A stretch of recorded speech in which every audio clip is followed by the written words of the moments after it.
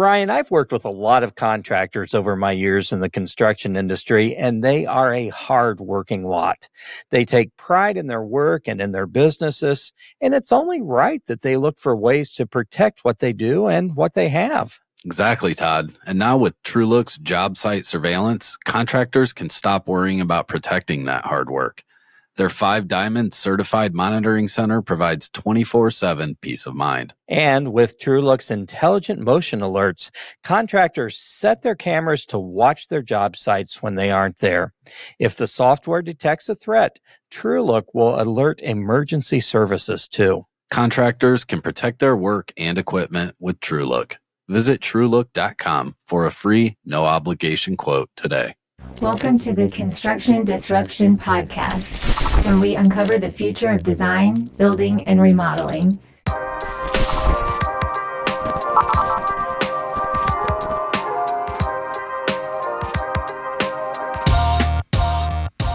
Welcome to Construction Disruption. I'm Seth Heckeman of Isaiah Industries, manufacturer of specialty metal roofing and other building materials. And today my co-host is Ryan Bell. Ryan, how are you doing today? Hey, Seth, I am doing well. How are you? Doing really well. So thanks for tag teaming this with me. Really looking forward to our guest today. That guest is Matt DiBara, fourth generation Mason and owner of DiBara Masonry, serving Los Angeles, California, as well as co-founder of the Contractor Consultants, a full-service consulting firm serving the construction industry. Matt, thank you so much for joining us. Really looking forward to the conversation. I'm excited. I'm looking forward to it. Awesome. So, wow, fourth generation Mason. That's pretty cool legacy in your family. Would love to hear more about that story and then how that led to you following them into the construction industry. Yeah, well, I'd say I was born into it, but that's a little obvious, right? No, my family's been in construction for as far as we can trace it back. It actually goes further than that, but wow, very much the blue collar American dream. Both great grandfathers came from Italy to America. They wanted a better life. They bought land. They worked menial jobs, and they just built literally their homes from the ground up. So made a little money, framed the first floor. They lived in the basement while they built the rest of the floors. So very much like that true grit American dream story. And there's a joke in the family, which is that we became contractors when we worked for people who spoke English, because at the time they lived in an Italian section when they broke out. And my grandmother would tell me stories about how, she'd try and translate the contracts from Italian to English so that they could, communicate with customers. And that's our humble beginnings. And now obviously a much more established, grown company, but very much humble roots. Wow, that's powerful. Such a great legacy of resilience and hard work and all those things that then set the example for how you want to be and move forward. So what did that look like, you growing up? Were you involved as early as you can remember? And then what was that transition to then ultimately choosing to invest your career there too?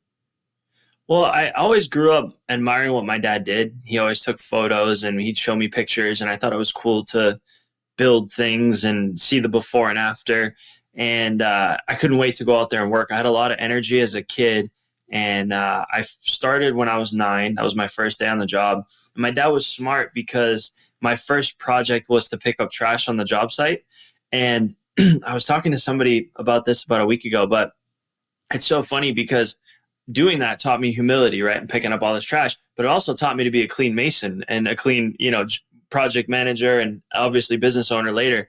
My dad had all these dual lessons and things that I didn't pick up. Some of them I'm still figuring out 20 years later, where it's like he did that as well as this. But it was very much just here's a black trash bag, go around, talk to the electricians, the plumbers, the HVAC guys, and anything they have that you need to pick up, do it. And then I graduated to sorting rocks after that, and it's been a steady climb up in the industry. Cool to hear that your dad came home with that pride, and then that pride just instilled in you too. Because it seems like a story common in our industry is, okay, it's hard work.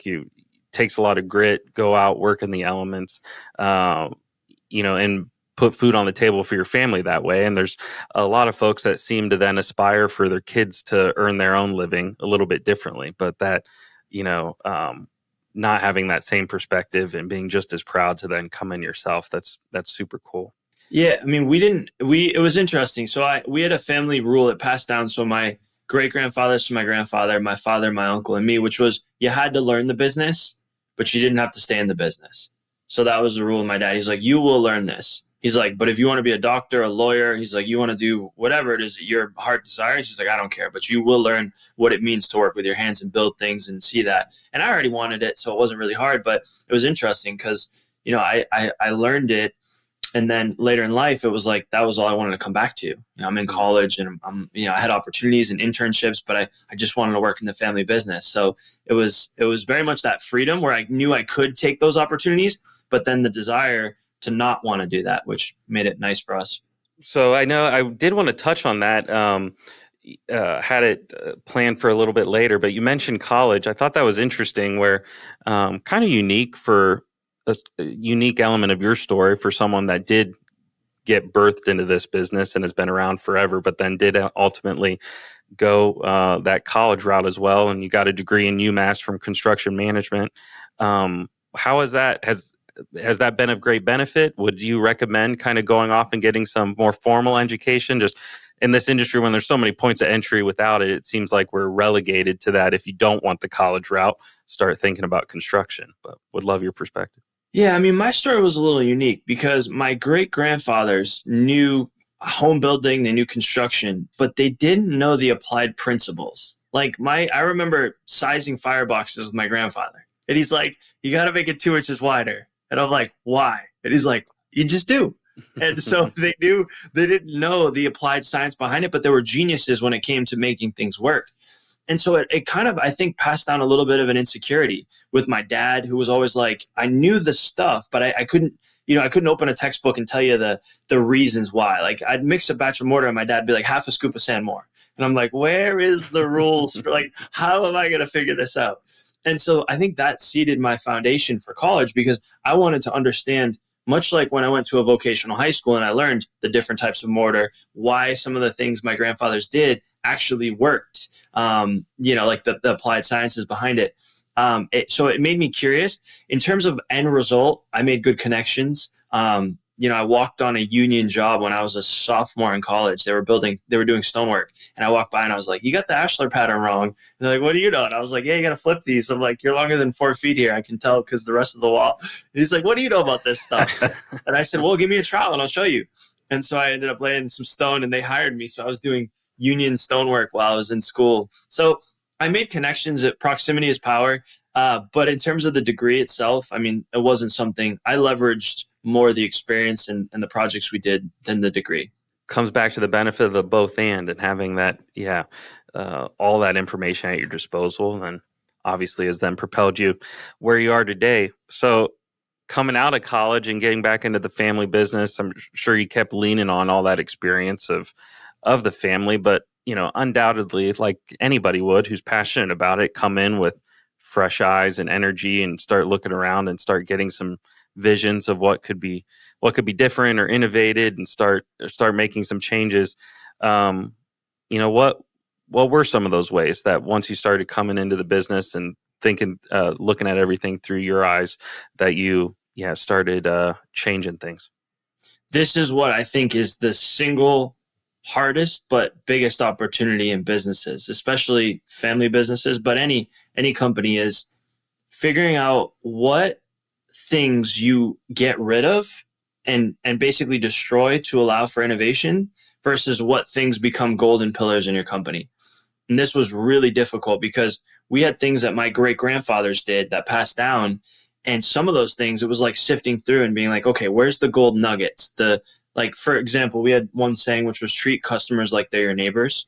That's what they worked for neighbors, right? When they started. So we like that adage is gold, right? Never try and retire off any one single project. My grandfather told me that when I was 9.5 years old. He sat me down. So do you want to know one of the most important things? You'll never get rich off one customer. And treat a $1 job the same way you would a $1 million project. That one tip has made me millions of dollars, millions. I mean, I've landed multi-million-dollar projects by fixing, a $300 thing for a client, and they see the attention and care. And then they're like, well, you did this so well. I can't imagine on this, church restoration that's $1 million that you're not going to go above and beyond. So sifting through these adages, like for us, the big one was adding in technology, adding in marketing, but not diluting the brand promise and the customer interaction. Like, not going so far. Like, we automate things, but there's still a personal touch. I mean, if you call the office, you're going to get an answer within, 3 seconds. It's going to be a person. They're knowledgeable. So if you call up and you're talking about the products and services, it's not, oh, we'll get back to you, or we don't know. It's like that foundational knowledge. But that, I would say to anyone listening, like, that is the gold. And it comes with experimentation. So, we'd get rid of something, measure it, keep an eye on it. Ooh, that actually didn't work. But that's one of the biggest differentiators for us over the years, in terms of, I could actually chart the growth of the business when we implement something and it's like, boom, we up leveled. I love that. It's like finding the golden nuggets, the good stuff that you want to keep, and making sure you're not having the golden calves around, the idol that's holding you back and not preventing that innovation. So you mentioned technology, you mentioned marketing. I think that's probably, marketing especially is a big one for a lot of family businesses that come in, start up working for neighbors, just sort of a word of mouth referral, sort of model. Obviously you've had to implement and expand beyond that to grow to where you are today. How did that start? What does that mix look like for you now? For me in particular, I realized, I started picking up trash, as I mentioned earlier. So this has been a graduation, mason, right? Then foreman, then running projects and the like. But when I became the true business owner, I realized that I'm kind of like the captain of the ship. And the more levers I have, the better captain I can be. So I need data, optics, and levers. I need control. So, I looked at areas of the business where I didn't have control. Word of mouth advertising was not a lever I could turn on or off. Right. So if my team is like, hey, we're running low on leads, I can't be like, let's crank up that word of mouth lever and really get more leads, So I just started looking at, because I didn't have a business background. So I just started looking at things from a common sense perspective of like, if I'm the trusted leader, of the team, my job is to help see problems before they happen. Right. So I need optics, but I also need control. I need levers. It's like having a ship that can only turn to the left. It's like, if you can only turn to the left, you've made your job a lot more difficult than if you can turn in any direction. So I looked at areas for us in particular, to be specific. One of the areas was job flow. Like, if I said, if I needed to get 4 more projects of this size tomorrow, could I do it? If I needed to get more commercial work tomorrow, could I do it? If I needed to hire 6 people tomorrow, could I do it? And so I started looking at areas where I did or didn't have these levers. Mm-hmm. And then I started also looking at optics. Like, for example, if I wanted to know how much money I made on a project, could I do it? If I wanted to understand quarterly or annually what good investing decisions I should make, how would I do that? And so for me, not being a business person, I just looked at it as common sense, that pilot analogy of like, where are areas where I don't have, and I almost play a little game, right? Like I mentioned earlier, it's like, if I got to hire 6 more people, am I confident I can do that? And if I'm not, I'm like, ooh, there's a potential weakness in my business. And so I just chart those points, and then I start to see, oh, I don't actually have control of my marketing, or my financial forecasting really isn't good. If I had to buy a piece of equipment tomorrow, do I know whether or not that's a good idea? If I can't answer that, then there's something in my financials that I don't have. So that's how me as a layman was starting to understand business. Did that philosophy, was that inspired by something, or did that come from somewhere? Or is that just kind of how you figured it out on your own in your head? It came from jobs. Like I started, I'll give you the best example I can give. I was interning for a big construction company, and I was sitting in a meeting, and they had the site super, engineer, they had all of these executive teams. They were trying to figure out this massive crane operation. They had to bring a crane in. They had to crane this massive, at the time it was like a religious statue, huge. It was a logistical nightmare. And I remember listening, and they had figured out, they were charting the wind, the weather. I mean, they had thought of everything, right? And I remember thinking, and I went to my direct report, who was like a junior site super, I think at the time. And I said, can I ask a silly question? And he's like, what? I said, right now, where in the model they're showing the crane, I said, it's all mud. I'm like, how are we getting the crane in? And he's like, oh, shoot. He goes, I better tell you. He's like, you stay there. I better tell him. And so I tell that story to summarize, like, I learned in the field, right? And so like when I think of running projects, I'm like, I need to be able to control and have, it's the same concept. It's like, if I can't see around the corner and I've got a new mason, like, how do I know he's laying out the project right? And how do I know I have enough material? And if I had to get the project done a week earlier, what are the levers that I can pull? So it started really fundamental, and I was able to grow into it. So I think that was the seed or the root, was running projects and then managing multiple crews, right? Because I went from one job to then now I sit above it. I'm managing 8, 9, 10 different crews and projects. Like, what are the levers that I can pull to do better, or ultimately to screw it up? Like, what are the controls that I have? And then I just carried that into the cockpit, if you will, when I took over the business. And I'm like, okay, I'm driving this machine. Well, if you drive a machine, you need a gas brake. Like, you need levers and you need optics. Like, my car tells me how fast I'm going, but like, how fast is my business going? I can't see any of this right now.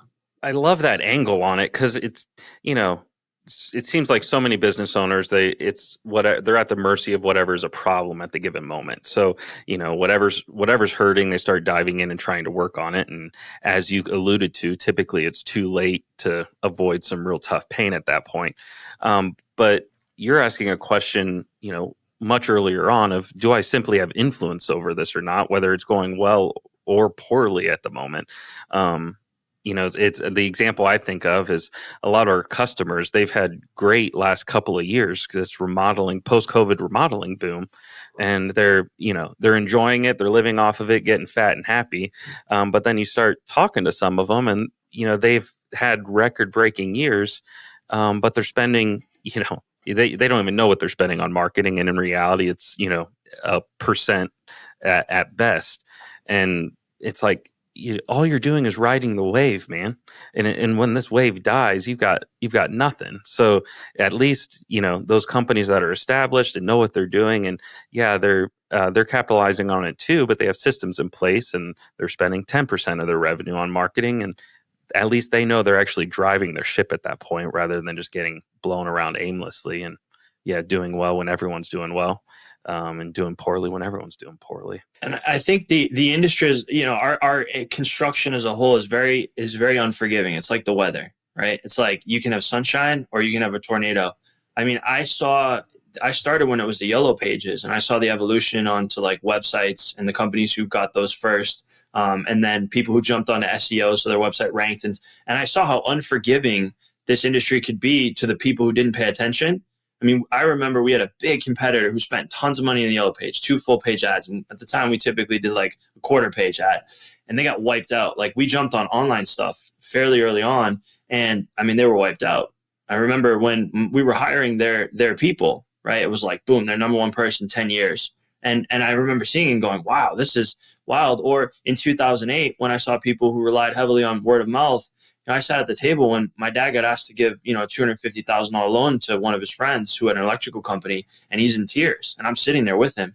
So I was fortunate enough to be traumatized at a young age and realize, like, our industry is like the weather, and it's like there needs to be a certain level of respect. And the smart business leaders that I study are most worried when it's sunshine and rainbows. Like, that's when they're the most worried, because at which point it starts to rain, they go, well, I prepared for this. And the harder it rains, the more they go, well, yeah, I reinforced the roof. My house is strong. I flood-proofed my basement, and they're ready. And they know that if the golden lesson in that is, they go, well, if I can survive this storm, which will eventually come, so to speak, and I come out stronger, there's so many people who aren't prepared for that. And I've seen so many companies that are on top. I mean, you could do it with anything. You look at music, you look at film, you look at, like, nobody's on top forever. So the first question, as soon as you make ground, is ask yourself, how can I stay on top? Who's coming after me? And what are the problems that are going to come up? And if you can't see them, then that's a blind spot. Because, I mean, even the most famous musical artists in the world, they're not, you don't stay on the Billboard Top 100 forever. So, what's going to pull you down? Gravity is a real thing in this world. Exactly. What goes up comes down. It's inevitable. So you got to be prepared and to be resilient through all of those. That's powerful for sure. So now, that's all. Love learning about your business, and I want to dive in here then to this, the Contractor Consultants, and hear more about how you're then taking all these lessons and trying to help so many other folks with those. But one thing I did want to ask first, I was listening to a podcast, another podcast that you were on, and you mentioned that DiBara Masonry is still going strong, still owning that, has that, leading masonry company there in LA. You mentioned that at this point, you've got a team under you that pretty much handles all the day to day, that lets you be on construction disruption and whatever other ventures that you're working on. So I'm curious, what have been the keys to building that such a capable team that you can trust? That's the dream for so many business owners, right? So how have you been able to achieve that? One of the big things was establishing the things that we were going to get rid of versus the things we wanted to keep. Like even as we grew, 9, 10 crews, we wanted to keep that family feel. So that was one of the things we latched onto. So clarity of like what our culture is and what it means to be, what is DiBara Masonry, and what does that mean from a client perspective, and what does it mean internally? Because those aren't always, it's like a two-way mirror. They're not always the same thing. Technology was a big one, and optics. Being able to see a lot of business owners, like if I look at me 3 years ago, my reason for not pulling away was two things. Number one, I didn't have optics, and number two, I didn't empower. So I couldn't, I didn't want to create distance with my project managers or my management staff because I didn't have the optics, which by right then meant I didn't want to empower them to do. And because if I can monitor their mistake, it's almost like being a pilot and seeing the course of the other plane and being like, okay, they're 1 degree off course. We'll let them go. Let's see if they correct. Okay, they're 2 degrees off course. Okay, they're 7. I need to jump it. If you don't have that, you want to hold the levers forever. So I created a way in which I could measure and monitor things from a distance. And then that gave me the confidence to empower.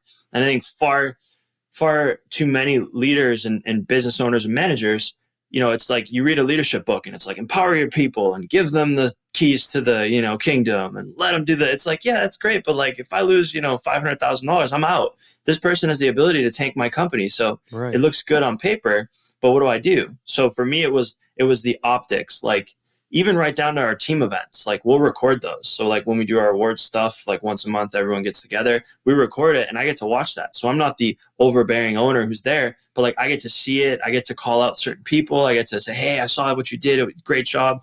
So it's really asking yourself, how do I have the optics, which is how can I measure what's happening and spot things quickly? And then once I do that, how am I then empowering people to take more and more individual ownership so that they can build their careers through the business? I mean, in high level essence, that was the key. And then hiring, which I'm sure we'll get into, but hiring the right people and having control of the hiring and confidence around it. Do you mind sharing some more of the nitty gritty details on those optics? What are the tools you're using or the disciplines you're using in order to maintain that visibility? Yeah. So financially, I get financial reports, once or twice a week. I get my CRM, which is like the brain of our company. I get to see how much work we've sold, how many appointments we've booked. I get to see, how many review requests we've sent out, how much work we've done. We report on everything. So like my production manager will do a forecast of like hiring needs. So every Tuesday meeting, he looks at, does what's called a 2-month look ahead. How many people do we need to hire based on the work coming in? So it's getting departments to self-regulate. So like in the old days when I was involved in sales and production, it was easy for me to be like, okay, I have this huge project that's going to land. I need to start hiring. When you pull yourself out, now it's like department A is like, yeah, I'm crushing it in sales. But department B is like, well, I didn't know that I needed to start hiring 3 months early. Like you didn't tell me you had this $2 million project that was coming in. So it's the optics around all the departments. We have honest employee audits. We do team breakfast. So I'm constantly monitoring like how happy is my team.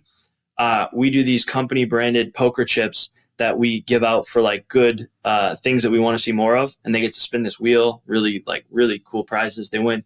And so I track how many of those we give out, what we give them out for. I track what's called process improvement meetings. So if you're management at my company and there's an issue, you as a manager are required to have a process improvement meeting. So we always blame the process before the person. I'm going to assume that the process broke down before I believe that my person broke down, that there was something that before I assume human error. So I'll read those reports. How many meetings did we have? I try and get optics on all the key areas from like marketing to then sales to then, the handoff into production, and then how many jobs, how fast, how many crews, and then client satisfaction, surveying clients at the end, reviews. And I just look at it as a circle. Like if you follow a lead, the easiest way to do this, if you're listening, is take take your marketing efforts and then just track that customer journey. Imagine it's your perfect lead and track that journey all the way through. And those are all the touch points that you want to typically measure. Awesome. Love those process improvement meetings. How are those kind of booked as needed when there is a failing or something slips through the cracks, or is that both, scheduled regularly and as needed, or what's the system there? Yeah, so they're impromptu. So this came about 3 years ago when there was a disconnect between management and field staff, and everyone had different sides of the story. And I realized the root issue was communication. And so I told management, I said, "Look, I can't go to bat for you if I don't have information, essentially, right? And I also can't go to bat if I only have one side of the story."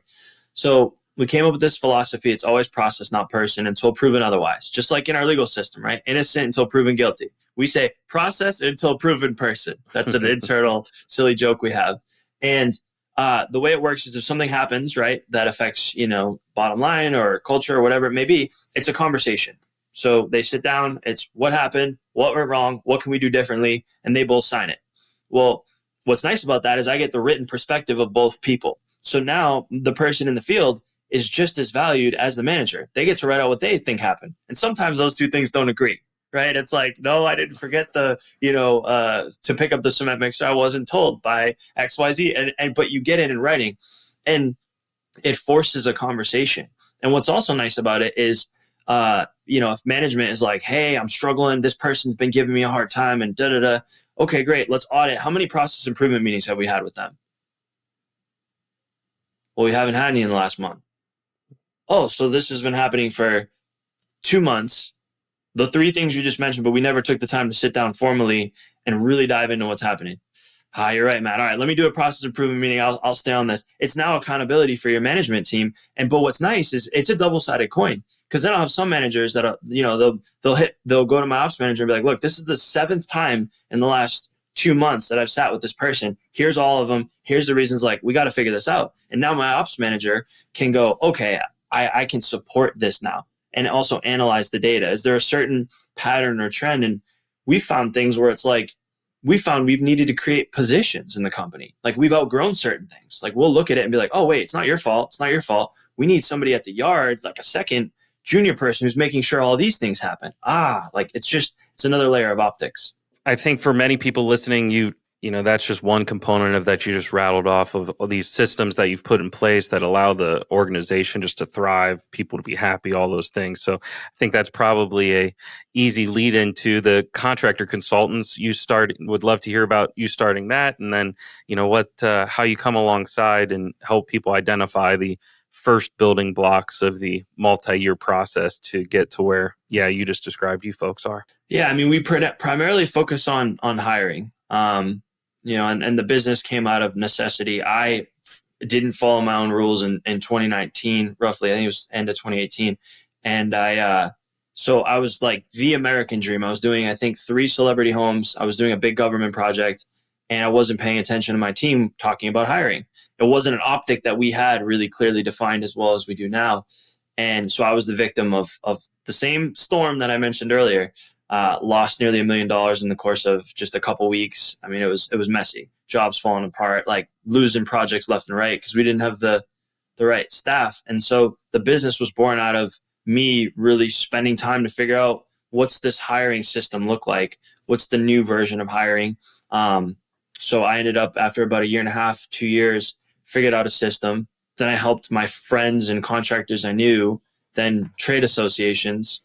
Then we built a course, partnered with ZipRecruiter and Indeed, on basically showing business owners how to find, vet, hire, and retain top talent. And then from there went on to basically doing that entire system for contractors if they don't have the time to go through the course and do it on their own.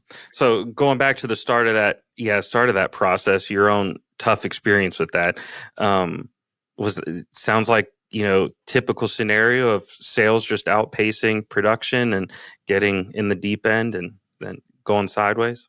Yeah, sales outpaced it. And the ways we were hiring it, for us, it was like we had certain subcontractors. I knew certain, small business owners, 1 or 2 people. Like, we always had ways to flex, what we call flex our production, and they just weren't working. And my team kept knocking and being like, hey, Matt, a little bit of an issue. So-and-so's busy. I'm like, all right, we'll call this person. All right, call them. They're busy. All right, we'll post an ad on Craigslist. All right, we didn't get any hits. All right, well, then go to Indeed. You know the drill. Let's post on Indeed.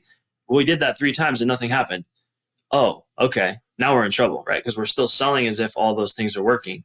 And what I realized is there's no one size fits all to hiring. For example, I think we have 37 different proven ways to find candidates. And those go all the way from like incentivizing your team members to go out and find people for you to high skilled digital strategies like geofencing your competitors and building referral partnerships with your suppliers, right? Because they come in contact with your potential candidates. One strategy that listeners can implement is if you're looking for those hard to find, like high skilled foremen or project leads or whatever, whatever the industry is that you'd call it. A lot of times they have a company truck. They're gainfully employed, right? They're already working. They're not looking for work.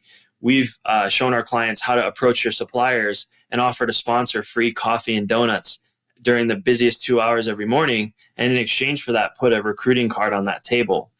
And so that one day that, John, who's been working at XYZ company for 10 years, he's waiting for his truck to get loaded up and he got yelled at for being 3 minutes late because, his daughter was sick, let's say, looks down and sees his card. It says how much they're paying, what they're doing. There's a QR code you can scan. And it's a way to get in front of your candidate. That's like one active, easy strategy that you can use of probably 200 we have. Wow, that's awesome. And this, the issue with hiring, skilled labor shortage, it comes up pretty much every single episode of people talking about that just being the biggest challenge facing our industry. So, yeah, give us more on, don't expect you to spill all the secret sauce, but what's that process look like? What are the keys and, and any stories along the way of how you figured that out? Well, it's so interesting because at the end of the day, what you're really after is a full team and amazing culture, right? Like the best companies that you and I, if we're going to talk about companies that you and I both know, right? You're in Ohio, I'm in Los Angeles. Those companies typically have a really great culture because that's how you retain and maintain your team, excite them, motivate them, and the like. And the problem is a lot of construction business owners can't enforce their culture because of scarcity, right? Mike was late for the 3rd time. Well, you know the rule. It's in the handbook. We got to fire him. Well, if we fire him, we can't finish this job tomorrow. We're going to lose 50 grand. All right, well, then don't fire him. We'll figure it out later, right? Like Right. We're in this weird situation, and so we need amazing culture to build a long-standing, long-term company. But the Tylenol, so to speak, is to sacrifice culture just to get stuff done. So what do you have to do? You have to have control over your ability to find candidates. You need, like I talk about in the course, you need a massive find list. Right? Tons of candidates. But then when you do that, you need a way to vet them or quickly sift, sort, and screen. Because like this happened to me when I finally figured out, like right now for our clients, we post to 157 job boards. Right? We've got a way to do that. We've got ways to, all sorts of different things. But when you build a robust list of candidates, you need ways to quickly sift, sort, and screen because you can't do a traditional 1-hour interview for everybody. Well, sure, yeah. So in essence, looking at the type of role, posting to lots of different job boards. It takes keyword testing, headline testing. You need certain screener questions to be able to bring great candidates to the back of the line right away, right? You need to get them right to or not the back of the line, the back of the process. Because if I'm amazing and I just moved here, let's say I moved from Ohio to LA and you're like a dream candidate, you're going to find work within the first week. So if you come in and I've got this very lengthy hiring process and you do a screener and then you do this and I don't have a way to skip the line, like we have ways in which it's like, if they're perfect, boom, they go right to final interview and then they have a skills assessment. So there's a lot, but in essence, I can tell you if you don't have an ability to build a really big list of candidates, that's your first problem. Then you got to figure out how to vet them quickly. Then there's a question of like, well, do I send them the offer letter and they shop it to their current employer? Right, and get a $10,000 raise and never even have to leave. So there's ways to do that, and we have some of the content available online. There's a lot. It's a system like baking a cake, but those are in essence some of the key areas you can focus on. So I would think that so many people that you're coming in contact with have just lost all faith in, that there's enough candidates to even build a big list in the first place. But I had no idea there was 137 different job boards out there though either. So it's got to just be a matter of variety of how you're getting into contact with people, but also, like you mentioned, getting creative, because the best candidates are likely going to be working somewhere else currently, right? Well, yeah, I mean, a lot of times we'll do calls with construction business owners, and they'll be like, "There's no good people out there." I'll say, "Great. When your client goes online and they go to find you, who are the other two companies they're likely to call?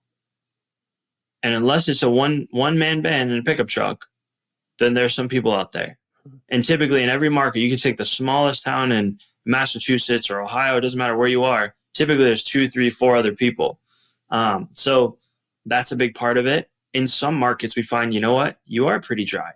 You really in your local area, but at that point, it's like, well, then how do you have the people you have right now? Well, Jim came out of high school and I trained him up in 3 years, and now he's great. Okay, well then that's what we need to look at. We need to look at bringing people in and making sure that we can retain them. Why don't you have more Jims? Well, I had Tom, and Tom worked for me for 2 months, and then he quit.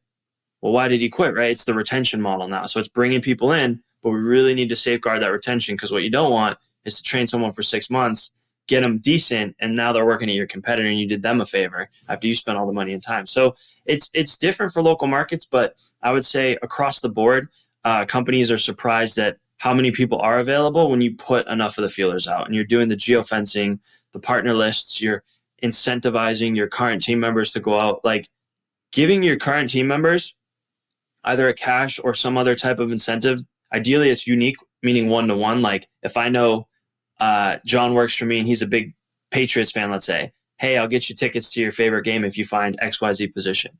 If you can deputize your current team, you'll be amazed at who they know, how they know them, who they can bring into your team. It's just one simple strategy to get you the right people without you having to do all the heavy lifting. All of that comes down to getting creative and thinking about doing things differently than you've always done them, right? So one saying that we've been kicking around here lately, it's, if you are perfectly designed to get the results you're getting today. So if you want different results, we have to do things differently. But, I think some of the companies we work with and hearing these challenges of skilled labor, sometimes my first thought is you have less of a labor problem than you do of a sales problem. Your margin is too low to give you that flexibility of buying the Patriots tickets or, investing in these new systems. So does that come up with some of your clients too? Yeah, I mean, you have to have a situation where, and that's like if my journey, for example, like I figured out the marketing first and then hiring was later.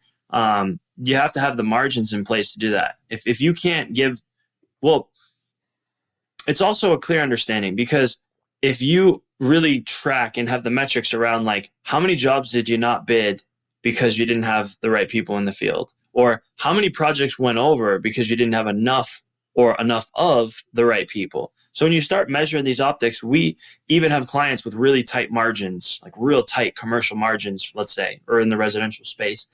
And they find if they just look at the optics a little bit differently, they go, oh, wow, you're right. It is costing me a lot.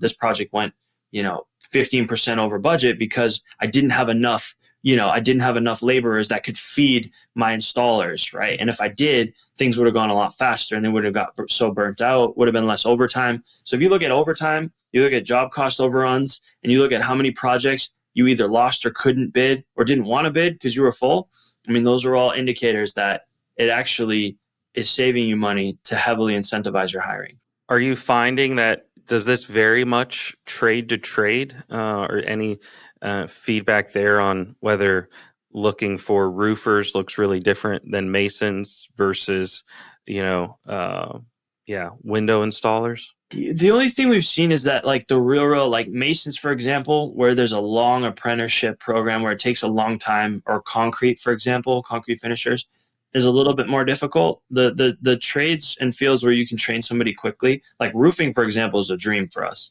Roofing, painting, those types of trades work really well.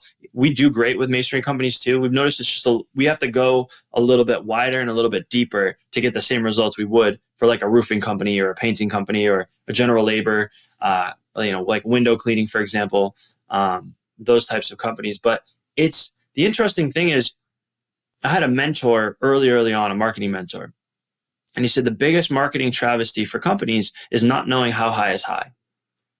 And I said, well, what do you mean? And he said, well, like how much money you could be making. He says, so many times I'll work with a company like you, Matt, and he said they're making 20% net margins, or 25 or 15, right? And he said, and we could find ways to make them 40% or 45. And they don't even know that it's possible. He says, I know it because I'm a marketing consultant and I'm very good at it. And I know how to find these levers and do this. He said, but that's the biggest thing. And I think hiring for a lot of construction business owners is that next blind spot, because it's like, until it was for me, until you really have the system and you have everything working and you can find, vet, hire, meaning get the offer letter out and get them to accept, and then retain, you don't know how many people are available. I didn't know. I never would have imagined my own masonry company that I could have as many quality, talented people as I do now. I had no idea until I really started figuring this out. And I think that's the biggest opportunity for business owners listening, is like, the candidates are out there. They want to work. It's just, what business owners are going to invest the time, the energy, and the money to find them. But if you do that, the people, there's roofing industry specific. There's no better time in history than to own and have a great company with a great team of people.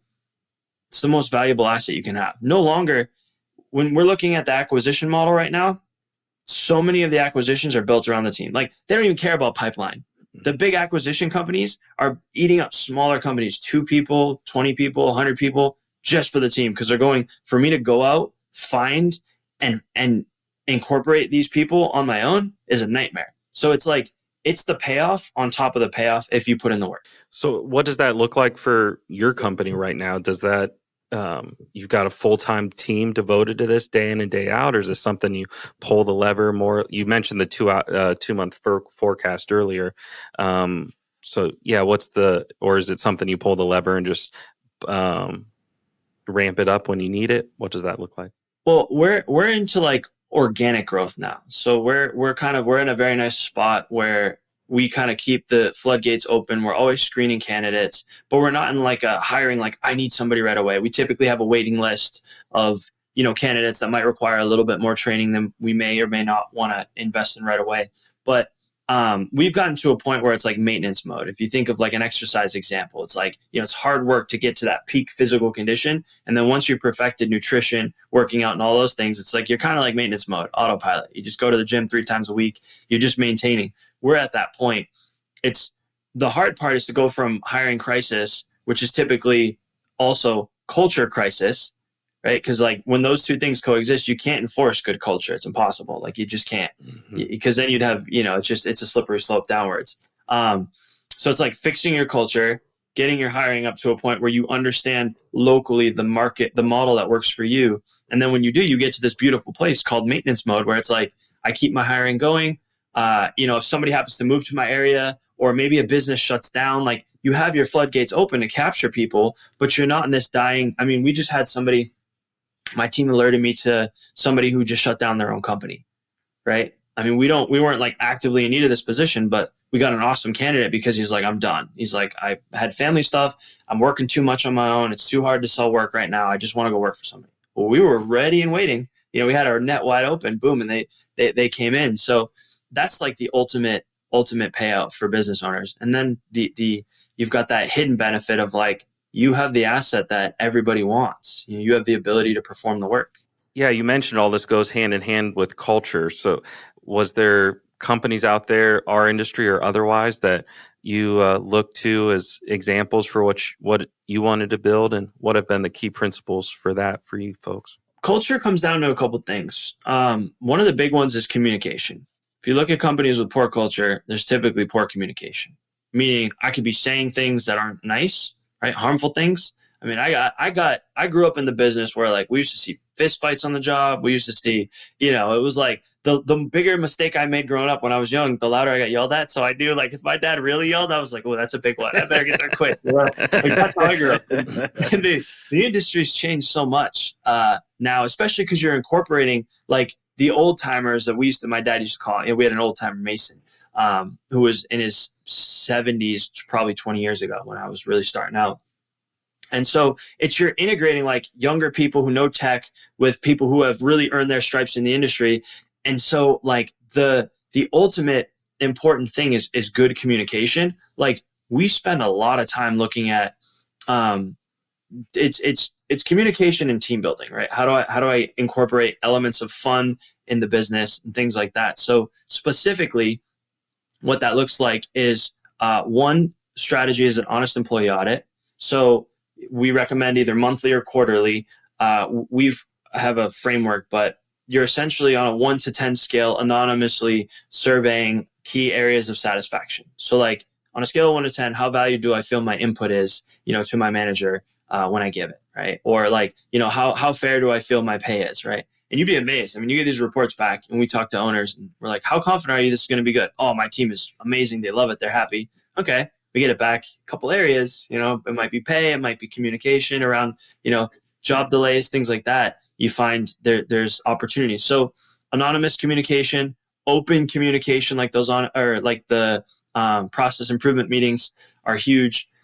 And once you get the baseline, which is just getting people to talk, because nobody quits the day they quit, right? Like, it's like, I quit. It's like, no, you didn't quit today. You quit 3 weeks ago and you were just waiting for that last little thing to happen that you quit.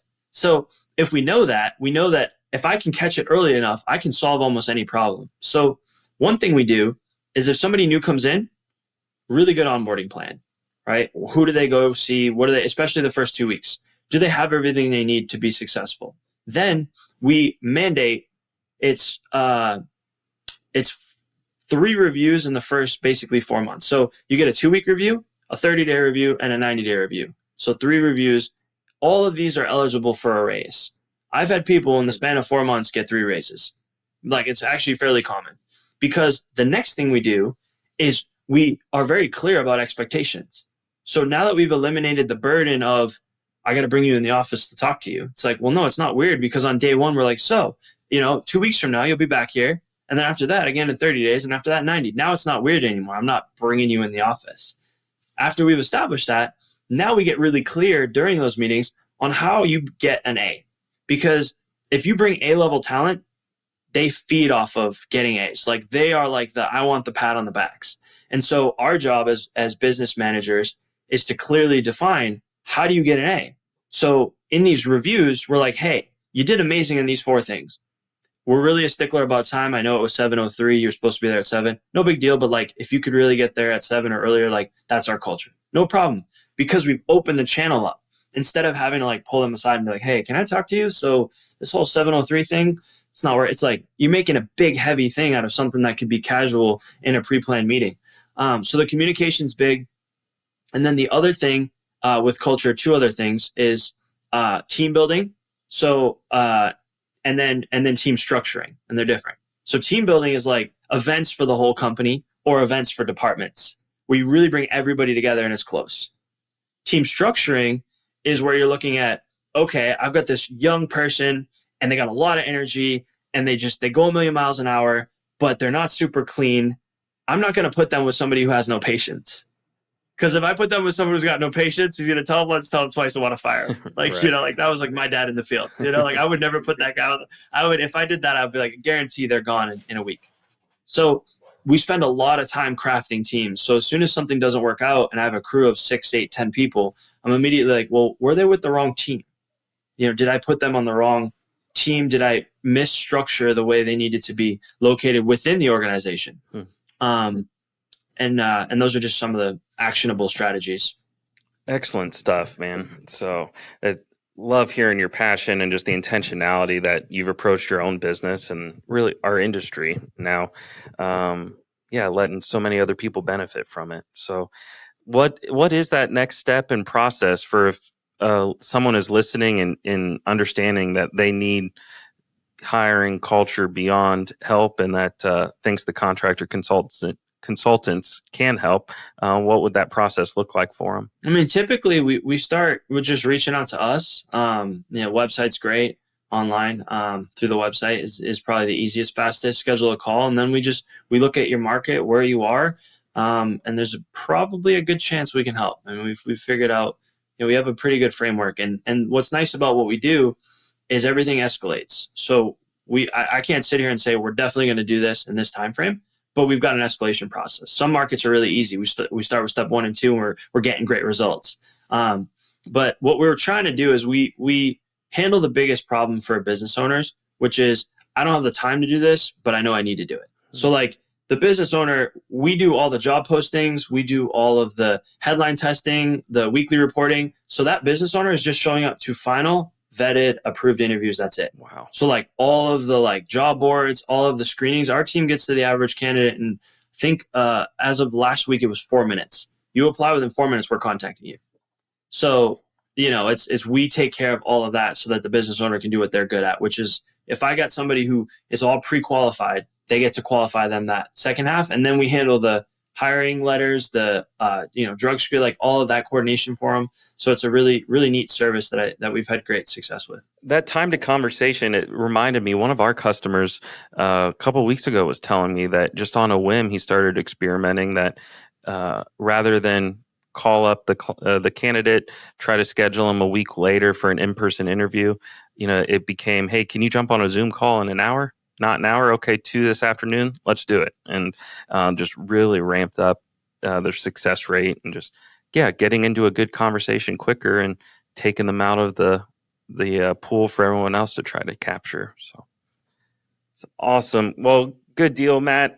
Thank you so much. I think we're getting close to kind of the end of what we call the business end of things here.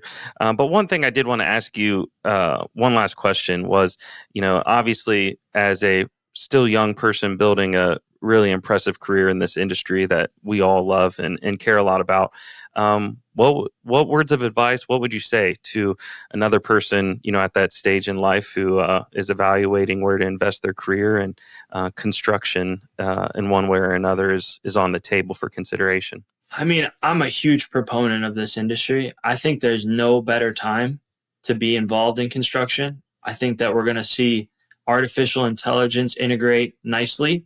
But last I checked, ChatGPT is not laying bricks or installing roofs. So I think we're at a great juncture in history, and the people that get involved now and can embrace the evolution that we're going to see, it's going to be remarkable. And not just that, but I think that we're going to find that the industry is going to change, and growth, if you enter this industry, is going to be so fast, in my opinion. I think you're going to have an opportunity to accelerate so quick in this industry because we need new talent, we need new ideas, we need young energy, that if I was a young person considering it, I mean, no brainer. If you're ready to get stuff done and get excited about doing something, you're going to sift to the top quickly because there's such a need for it. Absolutely. Awesome. Well, before we wrap up completely, was there anything else that you wanted to mention or talk about or share with our audience today? No, other than just spending more time focusing on hiring. Really one of the most fundamental things you can do is just take your week and say, how much time did we spend focusing on hiring genuinely? Like really diving in and focusing it and measuring it and treating it like we do sales or some of the other key areas. And that's the first big step. And then if you're doing that consistently and you're struggling, well, then you need to change your approach. You might need someone like us or somebody else out there. But for a lot of business owners, it's just literally time. It's like, you got to block out, you got to do it because it's something that pays off not only today, tomorrow, but many, many years down the line. And like you said, for your own company, if you're not at a position where you need to go out and hire 20 people, that doesn't change that you need to be focusing on that lever. If you needed to hire 20 people, could you? And if you hired 20 people, does your culture breed an environment that people would want to stay, or are they going to be gone in 6 weeks after that? And just starting to build the groundwork from there. It's awesome. Well, we are not going to let you go before we ask if you're willing to participate in something a little more fun here at the end that we do called our rapid fire questions. So just to allow the audience to get to know you a little bit better, we have 7 ranging from silly to serious questions that we like wrapping up for. As always, those listening, Matt has not seen this or did not get any warning ahead of time, but are you up for it? The rapid fire questions?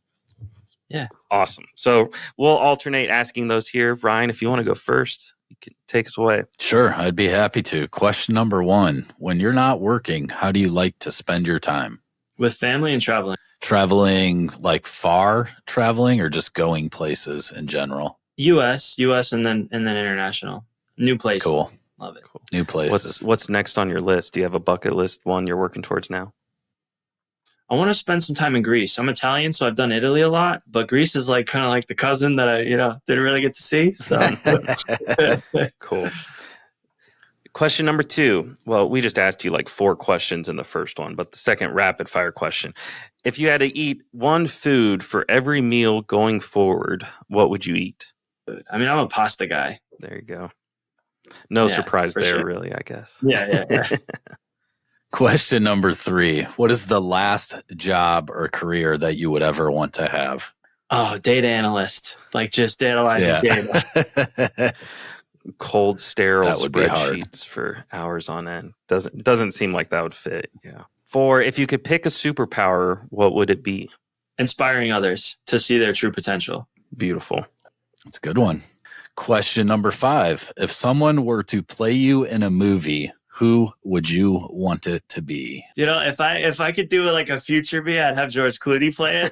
I'd have him or Robert De Niro. I'd have one of them. I'd have them fight it out first and see. I'd be like, whoever wins can play me.